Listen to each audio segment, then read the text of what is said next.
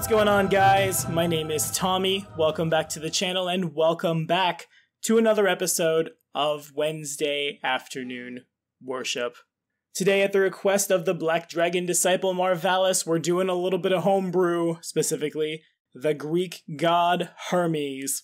If you have any requests for this series, throw them in the comments. We'll get right on them.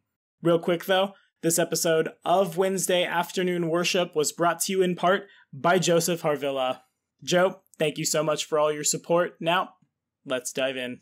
So in Greek mythology, Hermes was the emissary and messenger of the gods. He was also known as the divine trickster, as well as the god of boundaries and the transgression of boundaries. Hermes was the patron of herdsmen, thieves, graves, and heralds, and he's described as moving freely between the worlds of mortal and divine, as well as conducting souls into the afterlife. In some myths, he is a trickster and outwits other gods for his own satisfaction or for the sake of humankind. His attributes and symbols include the tortoise, the rooster, winged sandals, a winged cap, as well as the cadusa, which appears in the form of two snakes wrapped around a winged staff. Like most of the Greek gods, he's known to drift throughout the mortal world, helping mortals on their quests to slay mythological beasts and things of that nature. In the Odyssey, Hermes helps his great-grandson Odysseus, because, Greek gods really like mortal women, among other things, by informing him of the fate of his companions who were turned to animals by the power of Circe. Now, Hermes obviously doesn't exist on Galerion, but on Galerion there does exist a place known as Iblidos, which is the ancient Greek mirror copy that we have on Galerion, and that's exactly where Hermes slots in. If you crack open Distant Shores, which is a very good read, I might add, you'll see that there are two gods, Calixiomedes and Someria, who have both attained their godhood through mythic powers. The book even includes a new universal path ability, Seat of Power, which allows you to grant divine spells to worshippers as long as you spend at least 10 minutes in contact with some form of holy site, perhaps a tree, perhaps a temple, everything in between.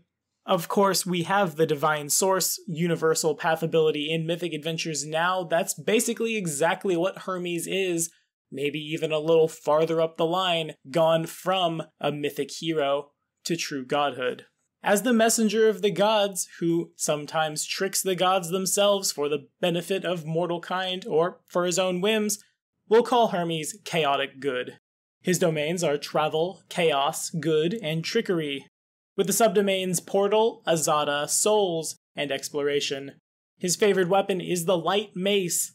Though they call the cadusa a staff, it's not quite quarterstaff sized, so that's what we're gonna do. And his symbol, the cadusa, two snakes wrapped around a light mace with wings adorning the head. To perform Hermes' obedience, offer to carry a message, either written or verbal, from one place or person to another. The message must be an honest one, though it can be a negative message if it serves the greater good of the one who receives it. You must carry a new message every day, but you may postpone your obedience to deal with life-threatening or time-sensitive matters.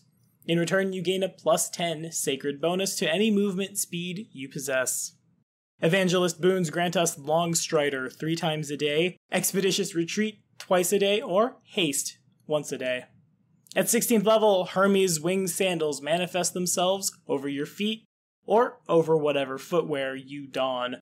Though they do not provide true flight, you hover a few inches off the ground at all times and can move with ease through any terrain. You can move through all forms of difficult terrain without penalty.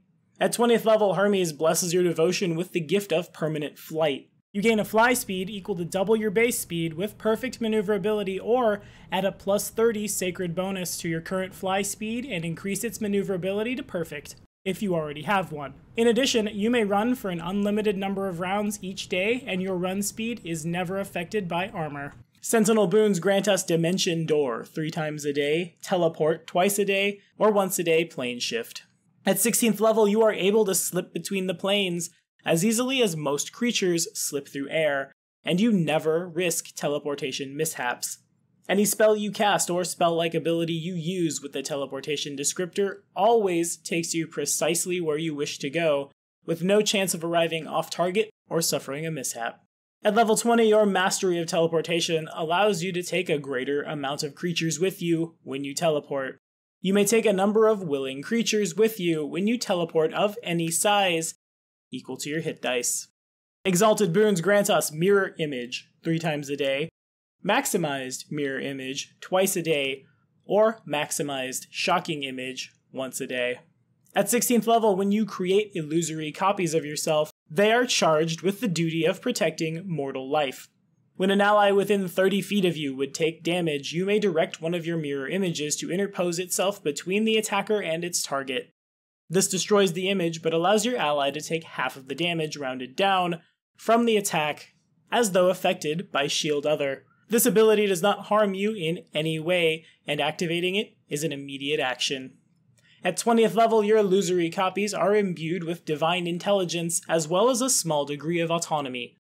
Mirror image spells you cast are treated as if they were granted by the Shadow Double ability of an Anko's Shadow Slayer, treating your hit dice as your Slayer level. Now, if I were to play a character that worshipped Hermes, it's an interesting bit of combination of gods we already see. Hermes does help shepherd the dead down the river Styx to Pharasma. Hermes is a trickster, and really, I came pretty close to calling this guy chaotic neutral, but since most of the time he seems to use his capriciousness for the greater good, chaotic good he well indeed is, but he kind of feels a little bit like the gods of trickery that we see in chaotic neutral, a little bit of Norgabur, a little bit of Calistria, just with good intentions at heart. And though he might definitely help protect souls along the river Styx from being eaten by daemons, perhaps even by plane shifting directly to Pharasma's Spire with these souls to ensure they receive their proper judgment and, again, aren't brutally eaten and wiped from existence, it's kind of like having your gyro and eating it too, with regards to the stuff you can have with gods and the alignment you can sit at.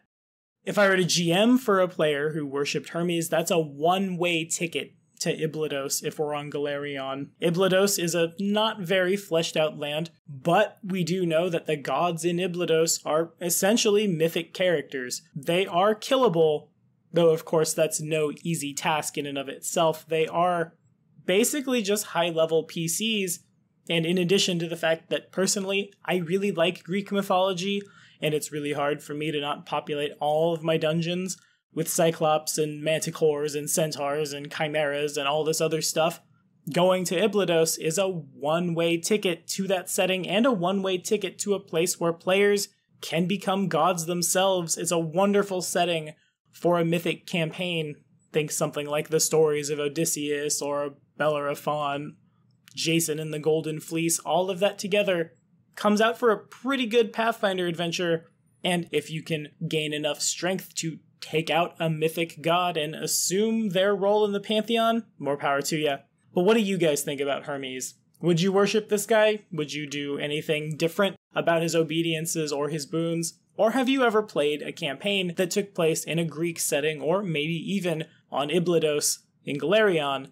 Personally, I'm really hoping we see a lot more of Iblados in Pathfinder 2nd Edition, and hey, if you're into that, we're playing Doomsday Dawn right here on Black Dragon Gaming as soon as it drops. 6 lucky subscribers will be taken through the adventure, the first ever published bit of content for Pathfinder 2nd Edition. If you'd like to learn more about that, follow this card right up here. Remember that patronage at any tier gets you a second entry into the giveaway, and if we can get up about $100 more a month, I'll take 2 people through. As always, be sure to like and subscribe for more videos. Thank you guys so much for watching the next episode of Wednesday Afternoon Worship, where we cover an ancient Osirian god for the first time on this channel who actually is getting some official Paizo content as of today. Thoth drops next Wednesday.